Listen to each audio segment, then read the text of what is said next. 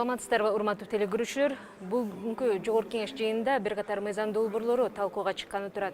Алардын алдында адаттагыдай эле регламенттин 104-беренеси боюнча ар кыл маселелер түрмөгүндө шайлоочулар коюп жаткан негизги көйгөйлөр өкмөт өкүлдөрүнө табышталат. Соңку мезгилде 11 адамдын өмүрүнө бир топ залалдуу көрүнүштөрдү алып келген газдын жарылуусу, анын ичинде акыркы маалыматтар боюнча 3 адамдын өмүрү зыянга учурагандыгы тууралуу маалыматтар айтылып, бул багытта өз пикирин билдирген депутат Узарбек Жылкыбаев болду. Сиз ушул кырдаалда коопсуздукту сактоо эрежелерине өзгөчө көңүл бурулса дедиңиз окшойт. Туура. Анткени мындай болуп атат да, баягы өзүңүздөр билесиздер, 90-жылдарда көчөлөрдө бензовоздор, канистралар менен бензин сатып калчу да. Анын баары баягы салык төлөөдөн качкандар, контрабанда бензин деп айтып жүрчү да. Ошол абалга бүгүн да келип калгандай болуп турабыз да.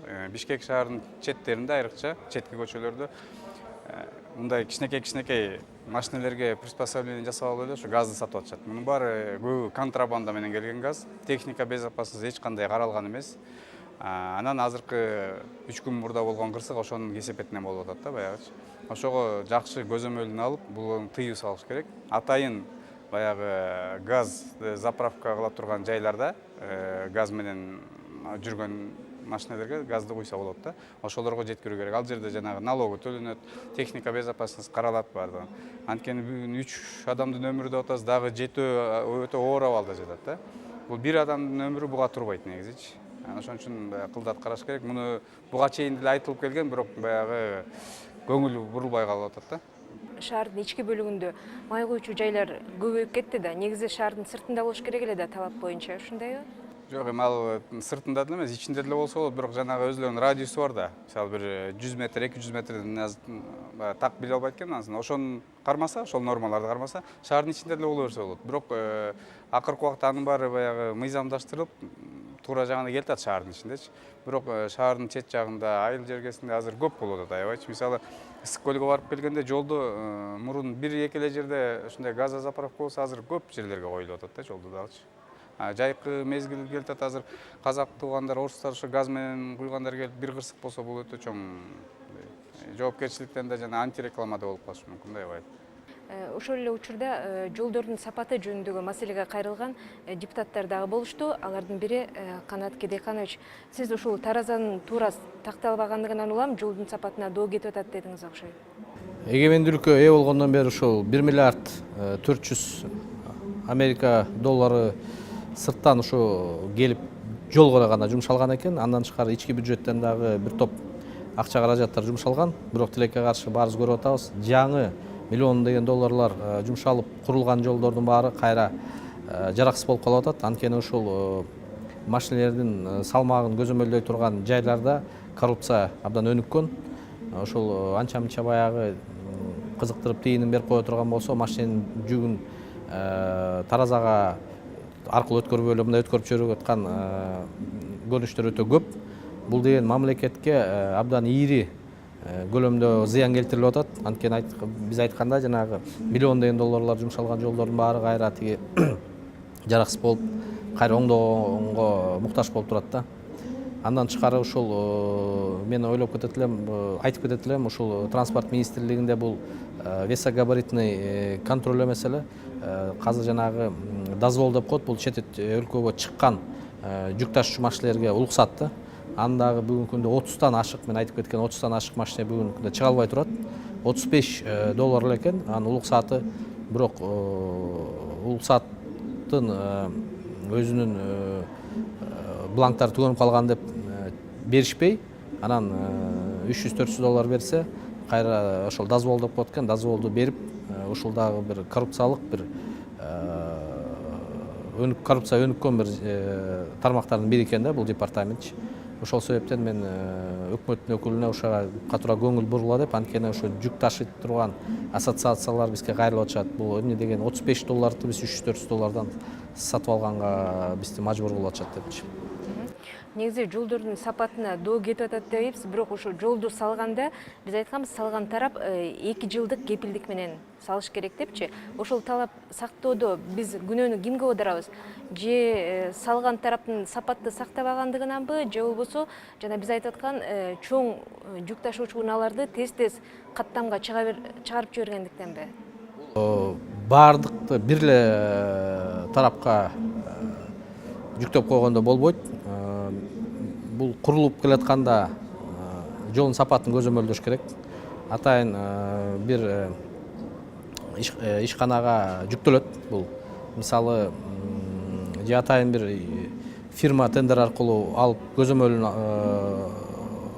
көзөмөл функциясын мойнуна алат.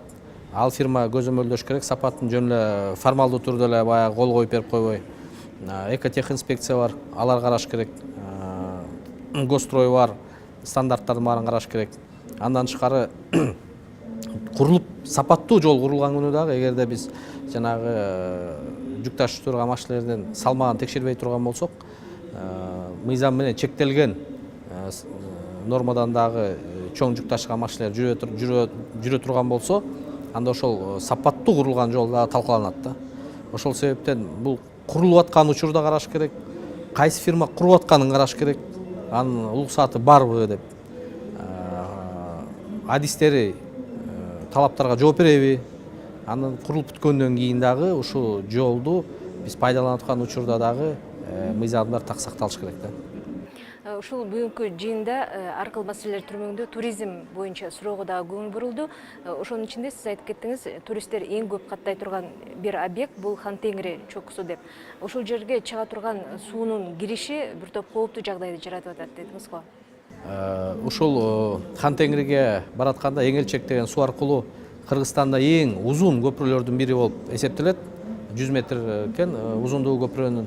Бүгүнкү күндө мына көрүп атасыздар, көпүрө башталып келаткан жерде эки тарабы тең желип, бүгүн жеңил машина өтө тургандай эле абалда турат. Буга бүгүнкү күндө ушу көпүрөнүн оңдоп койгонго 1 миллион сом, 1,5 миллион сом катуу кетсе чыгым талап кылынат экен.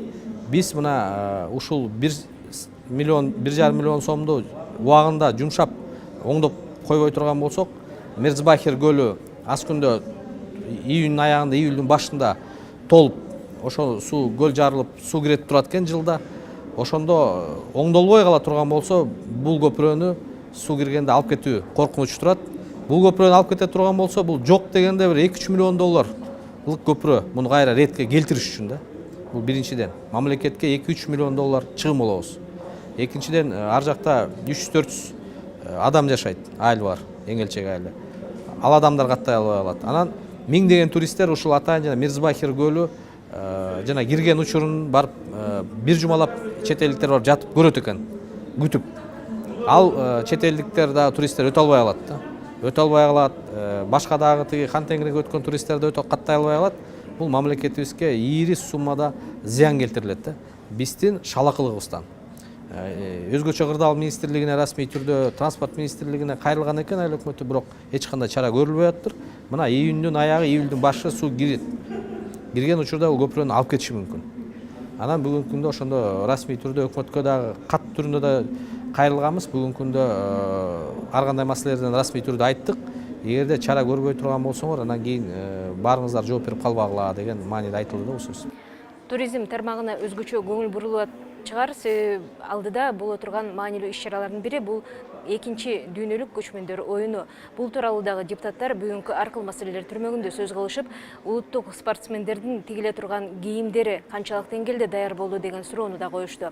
Ошондой эле күндүн тартибине сунушталган азыркы мезгилде коомчулукта кеңири кызуу талкуу тартышты жаратып жаткан маселе бул жумуш убактысын жума намазга байланыштуу 1 саатка узартуу жөнүндөгү тема болду. Муну дагы алдыдагы депутаттардын добуш берүүсүнөн улам ачыктайт чыгарбыз. Ал эми бүгүнкү жыйын жүрүшүндө мамлекеттик сыйлыктар боюнча мыйзамга сунушталып жаткан негизги жаңылыктар дагы каралганы турат. Анда Манас орденинин мисалы даражаларга бөлүнүшү боюнча атайын тиркемелер жок болот. Андан сырткары баатыр энелердин даражасын алыш үчүн тиешелүү деңгээлде иштелип чыккан критерийлер дагы эске алынат. Парламент радиосу менен бирге болсоңуздар, жума намазга байланыштуу убакытты 1 саатка узартуу канчалык деңгээлде ийкемдүү, бул тууралуу сиздер бүгүнкү парламентаризм сабактары программасынан көрө аласыздар. Программанын жүрүшүнө депутат Жанар Акаев жана Тазабек Икрамов катышат. Ошондой эле депутат Тазабек Икрамов бүгүн парламент радиосунун түз оосунда саат 13-тө угармандардын суроолоруна жооп берет. Бул толкунда бирге болуңуздар. Кеңеш KG сайты дагы сиздерди кезек-кезеги менен тиешелүү маалыматтар менен тааныштырып турат.